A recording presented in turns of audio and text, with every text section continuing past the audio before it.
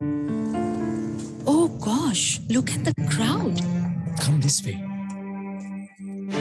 Those who spread goodness radiate happiness to everyone around them. Introducing LOLC Finance Credit Cards. Fuel the goodness in you. You love the feeling of being renewed. To stay beautiful every single day. To breathe just like we do. Because you are truly delicate. Protecting the ones who've been with us through the years. With Sayalac Care, the only wood coating that truly protects you. Sayalac Wood Coatings from JAT.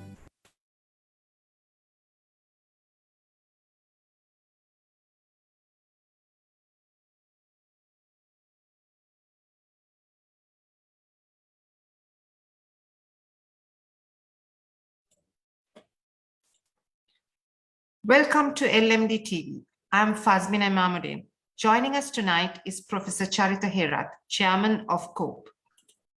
Hello, Professor Herath. I warmly welcome you to the show.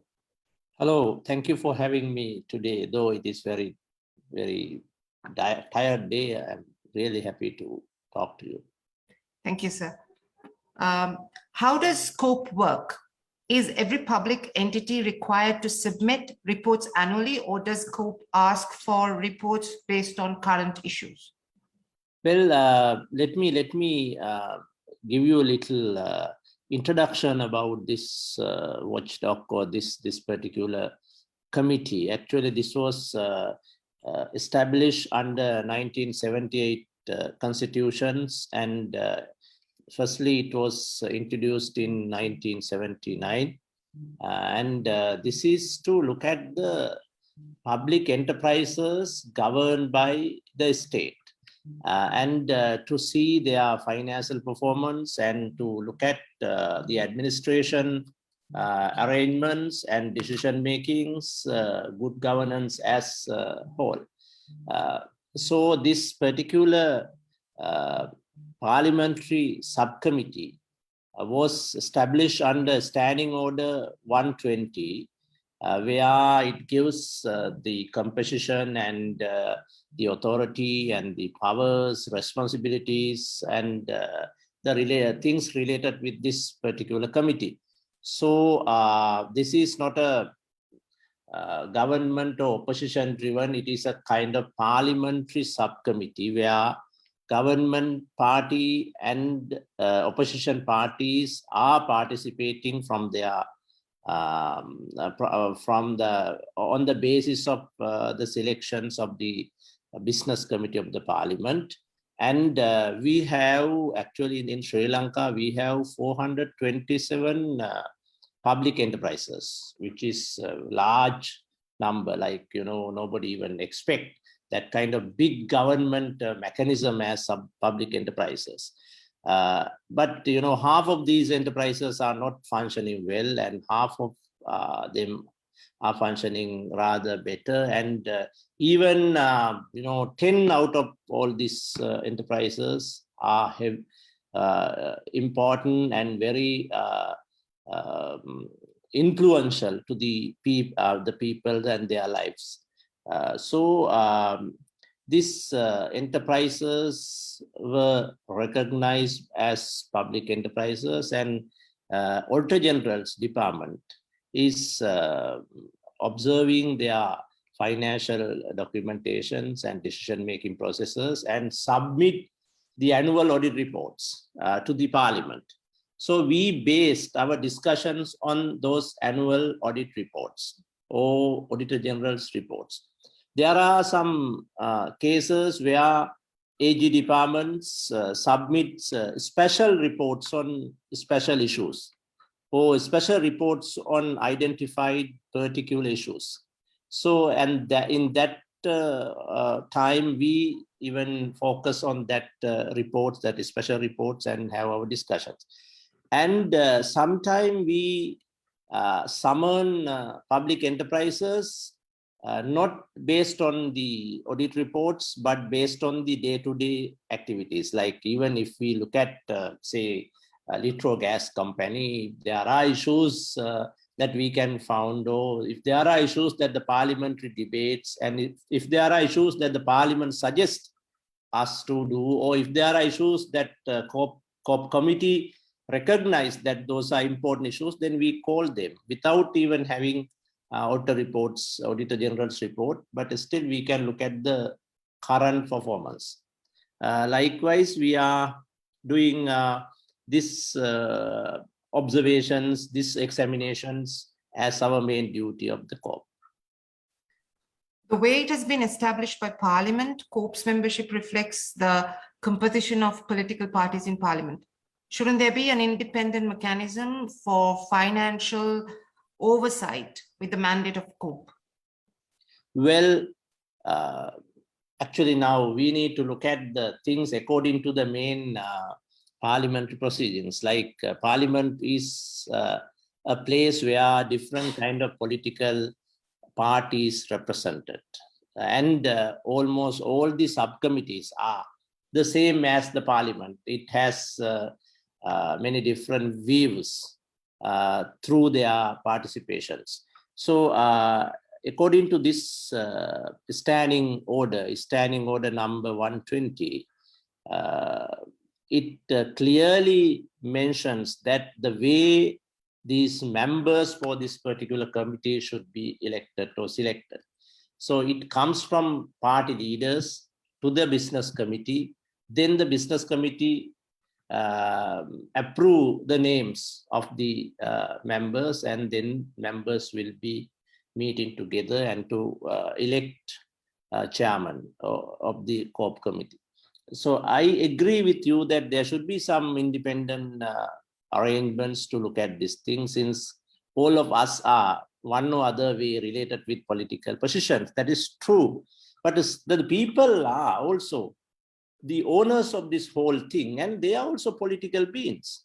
So politics is not a completely bad thing, as some people recognize, because we all are in a decision-making process of the common public life, which is the representation of the political positioning. So like, it is good that we could have a kind of independence, watchdogs kind of institutions, but this particular committee is been created from the political stakeholders. So I think that is the nature of the whole issue. Oh, I can't hear you. Sorry. Yeah. Sorry, sir, I was mute. Recent media reports suggest that COP has found that the fuel price could be as low as 250 rupees. Is this correct? And if so, has COP suggested to CPETCO that the fuel price be reduced as recommendations contained in COP reports, as they are deemed to be directives to the respective corporations or statutory boards for due compliance? Well, actually, it was not our findings. Like, we did not even examine this whole issue, but this was the point that was raised by chairman of the Public Utility Commission of Sri Lanka when we summon that institutions to the COP.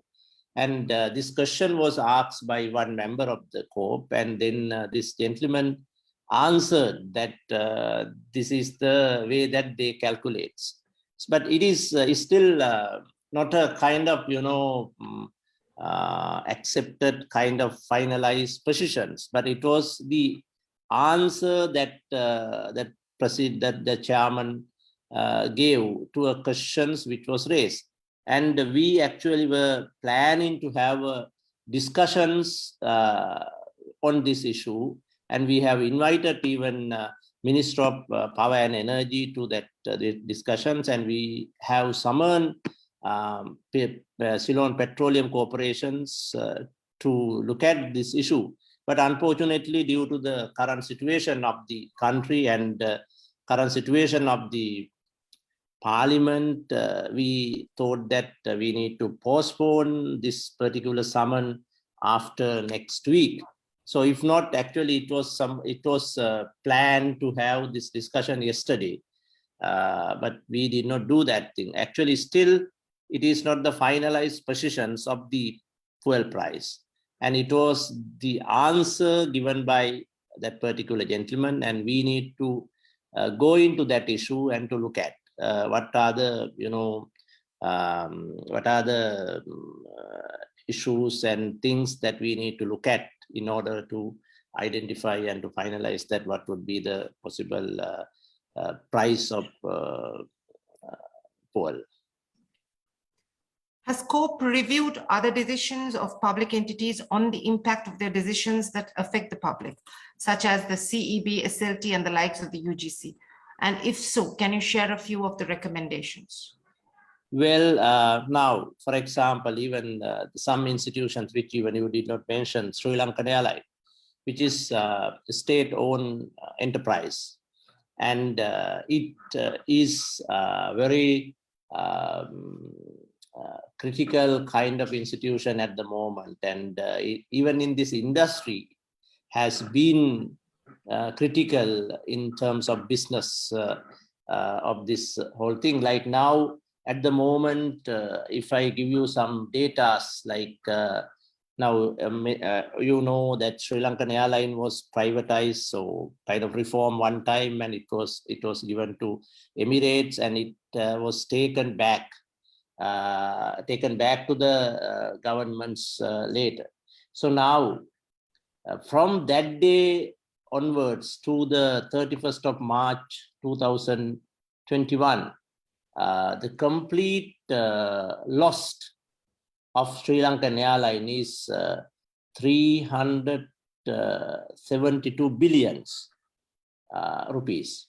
And even according to the Auditor General's report, the daily loss of this particular government enterprise is 84 millions.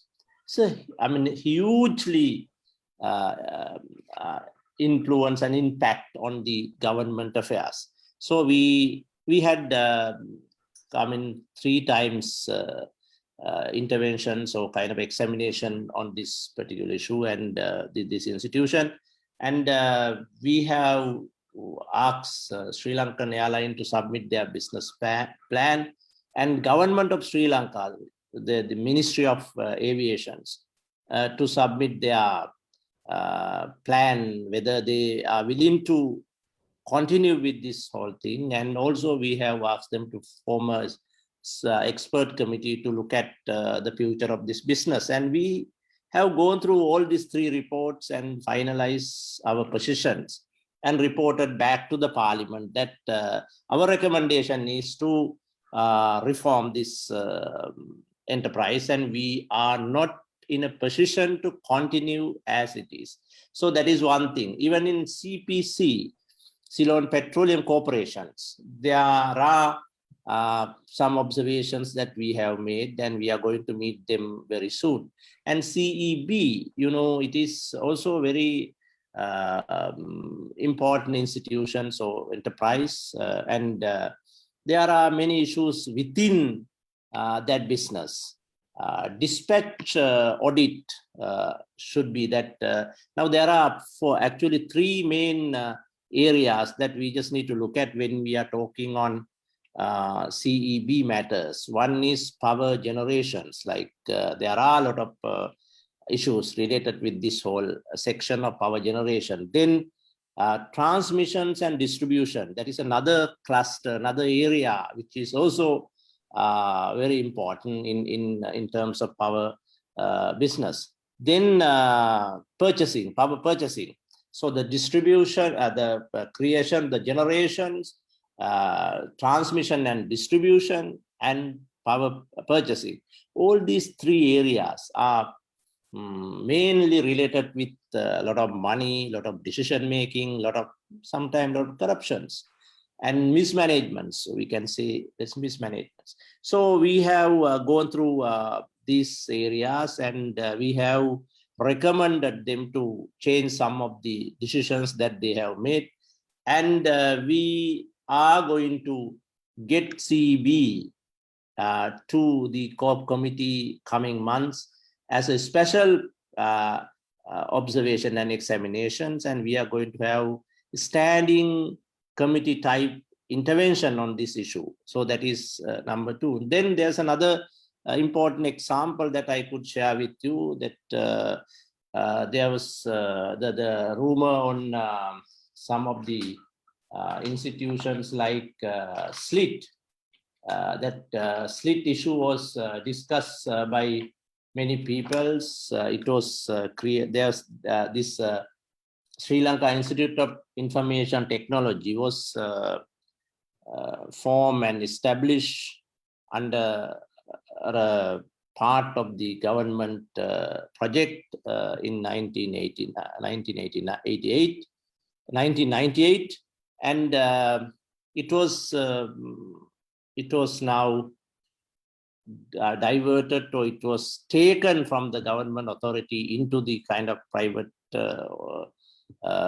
ownership. So we had important report on this enterprise, and the committee observed the whole issue and recommended to the state and the government to take some decisions on this regard. Likewise, we have, I mean, we can share with many different kind of examples and stories where we have taken some productive interventions and decisions. Thank you, sir. The public sector has been ordered to stay at home on Fridays as a cost-cutting measure. Can COPE review this, given the negative impact on public services? Well, you have to look at whole system together, not only to the work inside of the officers, because if you ask officers to come to work every day in all 5 days of the week, then they have to spend, they have to use transportations, either public or private.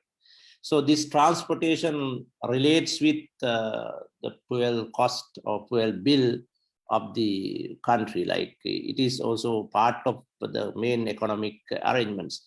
So sometimes governments take some decisions that officers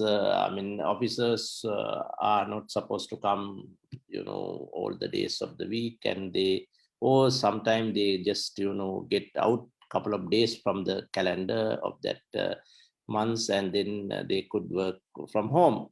But I don't think that the decision in that nature are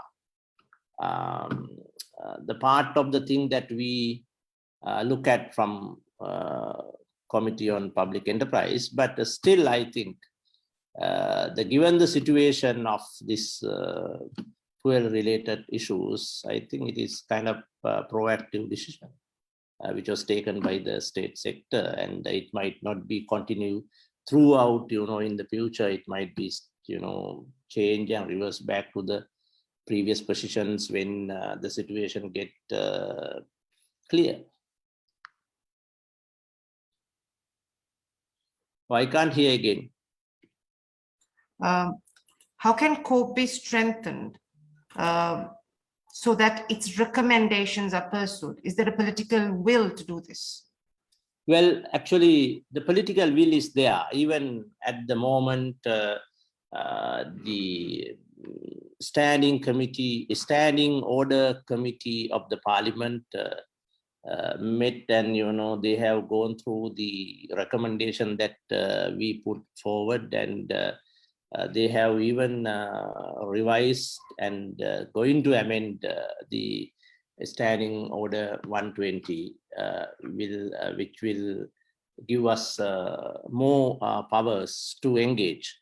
But we have to be very clear on this matter. Actually, this is good. That is good that you have raised this issue, because many people are saying that the COPE is a toothless kind of thing. Like, you can't take the actions forward. That is the kind of criticism that was put forward against us sometime. But here there are 3 different power base in the government or in the constitutions. One is constitutional power, the other one is executive power, and the judicial kind of legal power.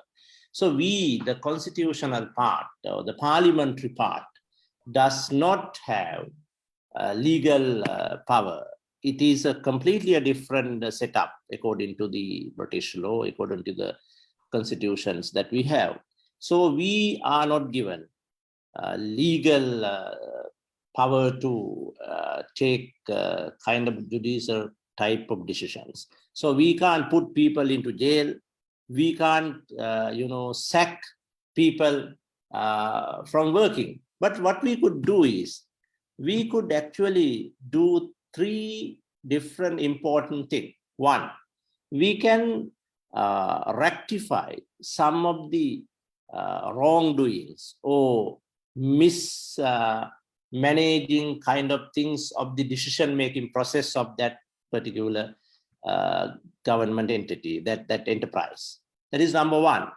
Right away, we can correct those things and we can rectify, we can stop, we can redirect, or we can even ask to completely change that decision. That can be done. Number two, the COP has power to write to the chief accounting officer in this. This is the term that we use to recognize the secretary of the ministry. That chief accounting officer, like actually he is the chief accounting officer to the parliament on behalf of that ministry. So that we could write chief accounting officer to take some decisions. Even we could write him to go to the courts if we think that it should be examined in courts. So that also can be recommended to the chief accounting officer. Then thirdly, we could write back to the parliament as our report and ask from the main body, main chamber of the parliament to engage with this particular issue and to raise that issue and to debate that or change some of the acts or regulations or some legal sections related with that institute. Number three. Number four,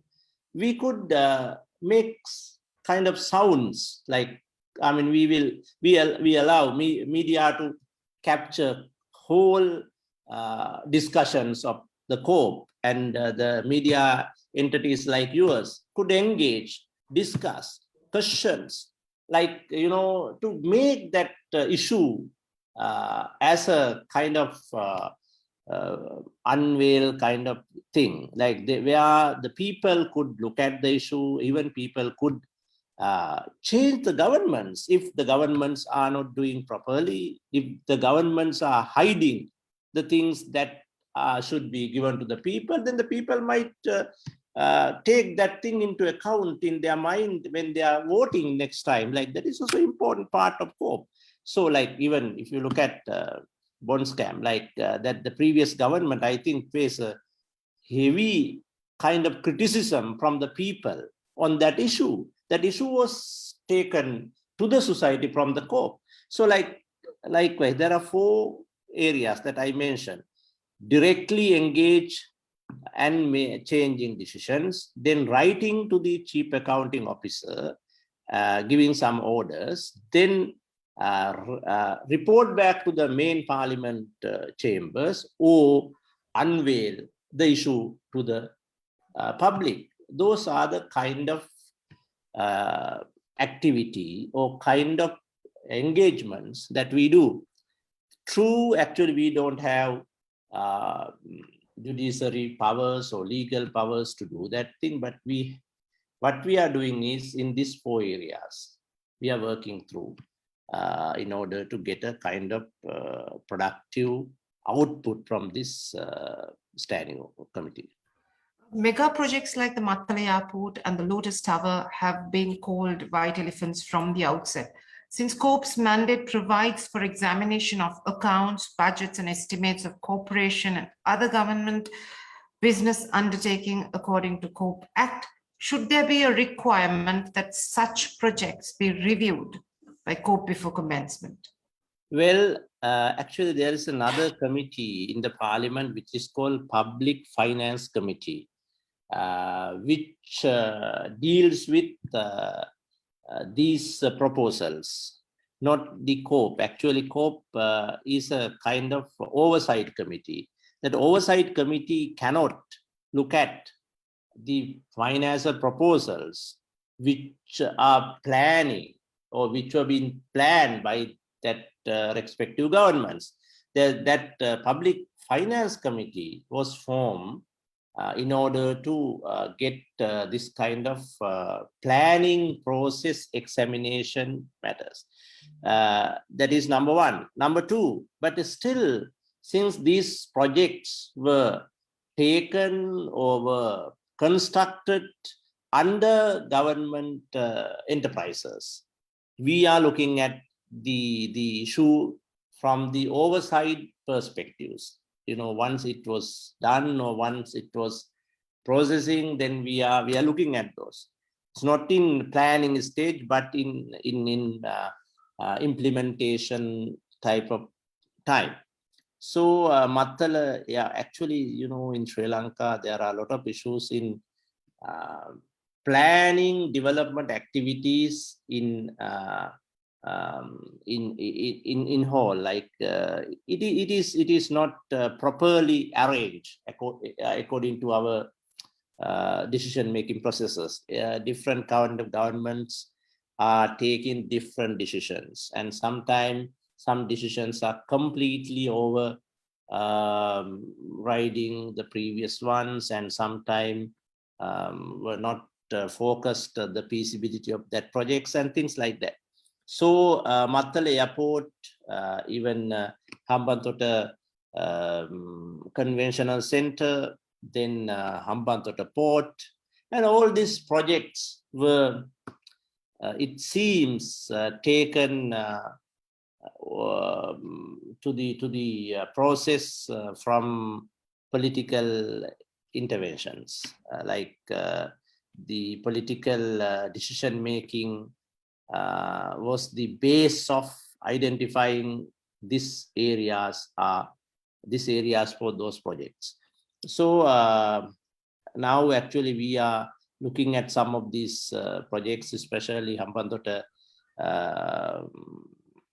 Conventional Center, which was built in Hambantota by using the grant which was given to Sri Lanka by the Korean governments, the KOICA, and it is completely underutilized. Like it is completely in a kind of white elephant, as you said. So this kind of projects are there, but as I mentioned, our mandate was to look at it from oversight perspective, not from the planning perspective. Thank you, sir. Where does Sri Lanka go from here as a bankrupt nation? Can we assure the international community that the oversight and the accountability mechanisms are robust enough for Sri Lanka to receive assistance to rebuild? Well, this is a main big issue that we are discussing these days, since we need to go to IMF program, and public enterprises are one of the main area that we need to relook. There are enterprises which should be reformed. There are enterprises which should be, or which should be closed down. There are enterprises which should be, enhanced and supported. And these kind of things are there. So I think we are now economically we are in a very bad situation. As you said, it is kind of bankrupt, and public enterprises should be looked at with the developments of these financial arrangements with the international institutions like IMF, World Bank, and some other institutions. I think Sri Lanka needs to take decisions, not as a government, but as a kind of nation, that what are the sectors that government should engage, number one. Number two, the country should take a decision whether government could do businesses the way that we do at the moment. Number three, how could we maintain social security related supporting services while the private sector would be allowed to engage the businesses in that sector. So likewise, we just need to take some important decision makings in this sector. Thank you, Professor Herath, for your time in answering numerous questions on COPE's critical role and its influence on the country. Thank you. Thank you very much.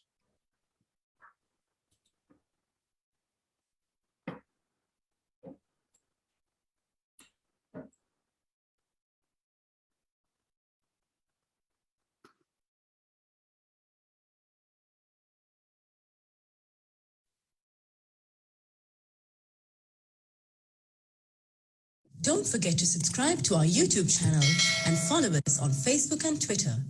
Thank you for watching and stay safe.